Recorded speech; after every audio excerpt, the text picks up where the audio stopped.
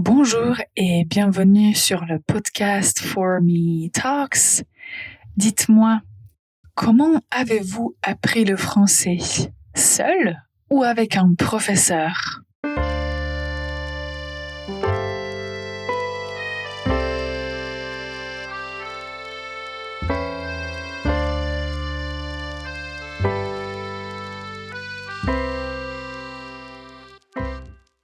Bonjour et bienvenue pour ce nouvel épisode du podcast For Me Talks, le podcast pour les apprenants de la langue française.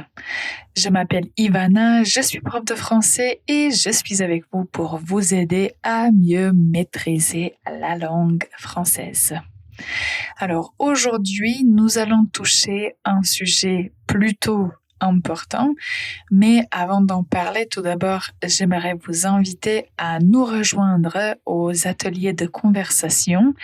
Il s'agit des ateliers, des cours de conversation où on discute sur un sujet spécifique et c'est vous qui parlez et c'est moi qui vous guide.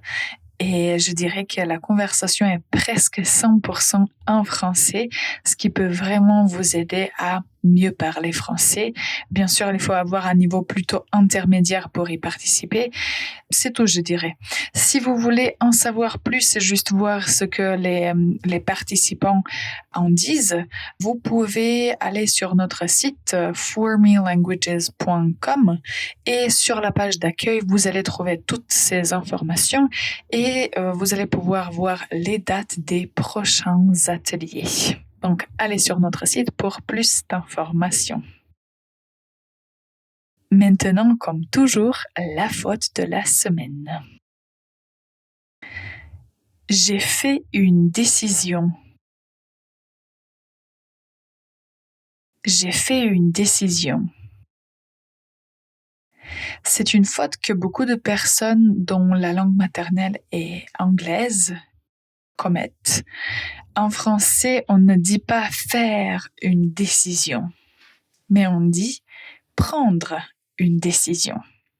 Donc, au lieu de dire j'ai fait une décision, il faut dire j'ai pris une décision. Ok. Alors, le sujet pour aujourd'hui. J'imagine que vous, comme apprenant de français, vous vous êtes posé la question, est-ce que j'apprends le français tout seul? Est-ce que je cherche un prof? Comment je fais pour m'améliorer?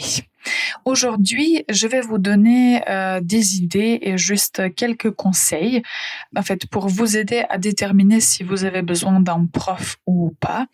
Parce que c'est vrai qu'il y a des choses que vous pouvez faire tout seul, mais pour certaines choses, un prof peut être bénéfique, disons.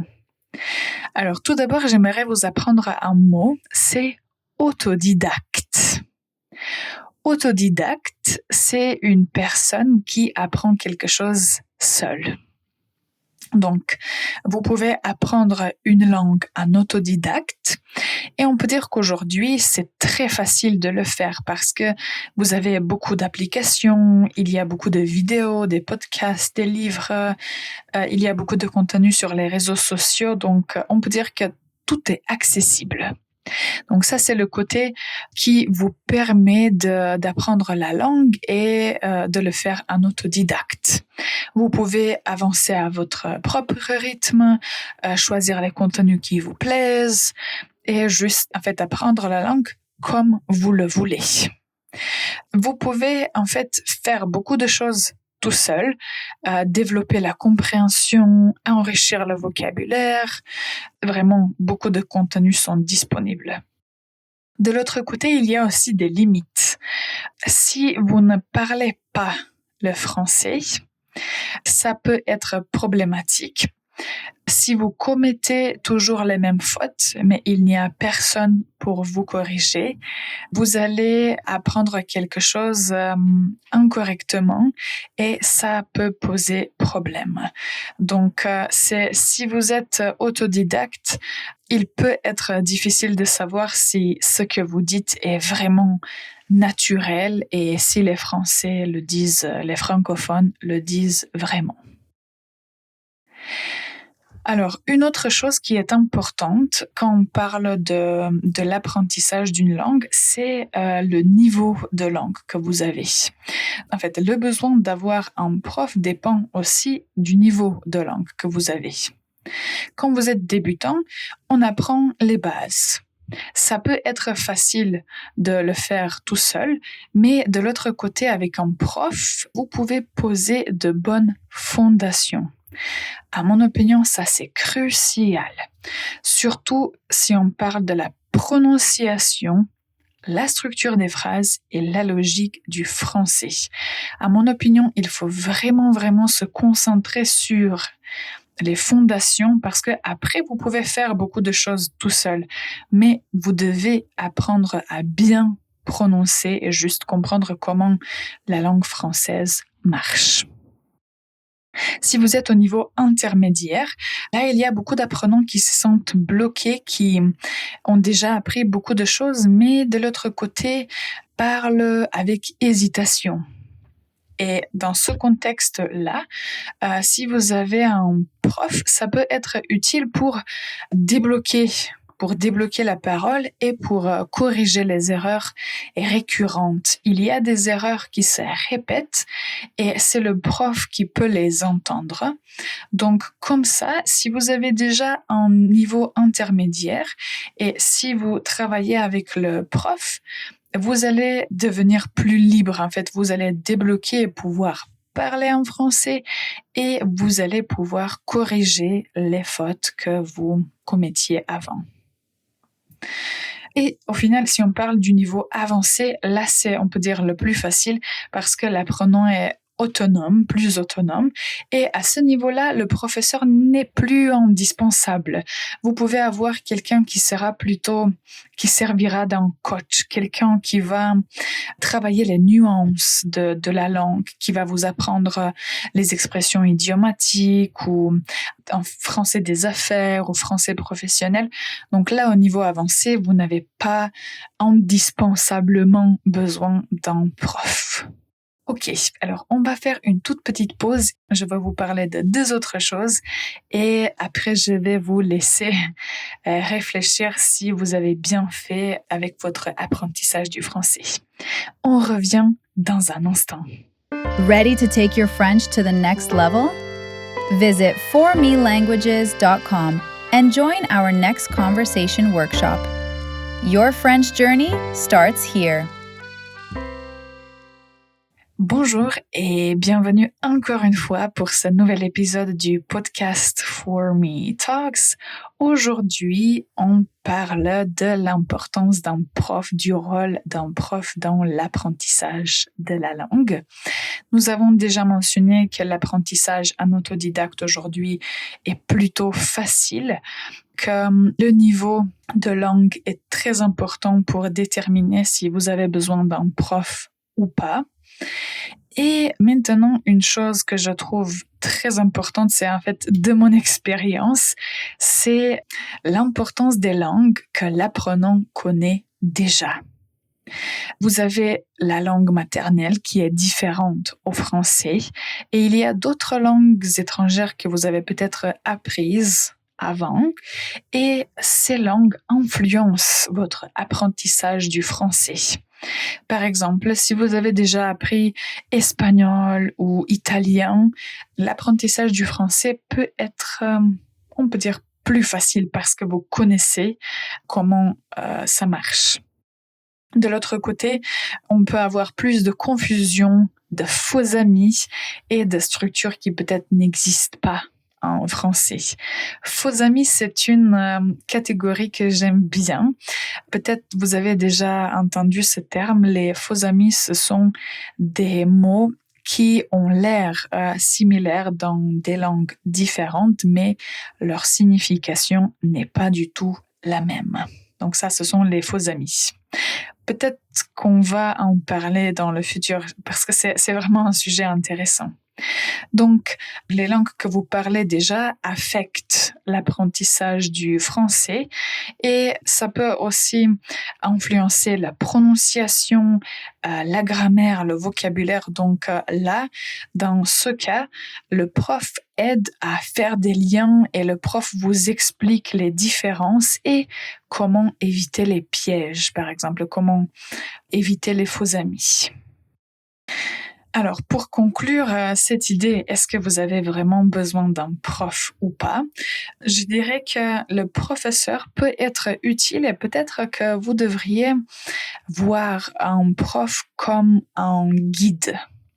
Donc, le prof ne doit pas vous expliquer tout si vous avez déjà un niveau intermédiaire, mais plutôt si vous avez appris quelque chose, mais tout n'est pas très clair, le professeur peut vous guider et vous dire « Ah voilà ». Et c'est comme ça, allons faire quelques exemples, allons faire quelques exercices. Donc, le professeur peut vraiment servir de guide et juste vous montrer dans quelle direction avancer. Si vous n'avancez pas, dans ce cas-là, peut-être qu'il faut consulter un prof parce qu'il peut vous aider juste à débloquer. Si vous comprenez beaucoup en français mais n'avez pas le courage de parler, il faut parler avec un prof. Si vous faites toujours les mêmes erreurs, il faut avoir quelqu'un qui va vous corriger, mais sachez qu'il faut aussi travailler et corriger ses fautes vous-même. Et peut-être une des choses les plus importantes, c'est avoir un objectif. Donc, un objectif peut être communiqué facilement avec les autres pour le travail, pour un examen, officiel ou pas. Donc, si vous avez un objectif, c'est plus facile de travailler avec un prof parce que le prof, comme je l'ai déjà mentionné, peut vous guider, juste trouver de bonnes ressources pour vous aider à atteindre votre objectif. Donc, quand vous travaillez avec un prof, il peut vous corriger. Vous avez une interaction réelle, donc vous pouvez parler en français avec quelqu'un qui va vous aider, qui vous comprend. Il va vous donner des explications et si le prof a de la patience, et normalement les profs ont beaucoup de patience, il va ou elle va répéter des explications et essayer de trouver la meilleure façon de vous expliquer quelque chose. Et surtout, un prof va développer la confiance chez vous pour que vous réussissiez à vous exprimer en français. Donc, on peut dire que d'un côté, aujourd'hui, on peut apprendre le français seul parce qu'il y a beaucoup de ressources qui sont disponibles, surtout si vous êtes motivé. De l'autre côté, vous pouvez être accompagné par un prof parce que ça peut juste vous permettre d'avancer dans la bonne direction, disons. Donc, le professeur va vous donner une structure, va vous corriger et juste vous faire évoluer. Alors, j'espère que ces explications étaient claires. J'aimerais entendre vos expériences concernant l'apprentissage du français. Dites-moi quand c'était la première fois où vous avez commencé à apprendre le français. Ces histoires sont toujours passionnantes. Donc, n'hésitez pas à partager vos expériences dans les commentaires. Et la dernière chose pour aujourd'hui, c'est le mot insolite. Pour aujourd'hui, j'ai choisi le mot débrouillard ou débrouillarde. Alors, on peut dire par exemple, il est très débrouillard, il apprend le français tout seul. Il y a aussi un verbe, même sans professeur, elle se débrouille très bien. Alors, l'adjectif débrouillard, débrouillarde ou le verbe se débrouiller, c'est une qualité d'une personne qui est autonome, créative, qui trouve des solutions, qui s'adapte. Je ne suis pas sûre que ce mot existe dans toute autre langue que vous parlez, mais j'aime bien ce mot en français. Donc, si on peut même dire « je me débrouille » en français, ça signifie « je parle suffisamment pour communiquer, pour être comprise ou compris ». Ok, alors c'était tout pour cet épisode. Merci beaucoup d'avoir écouté jusqu'à la fin. Bonne journée et à la prochaine.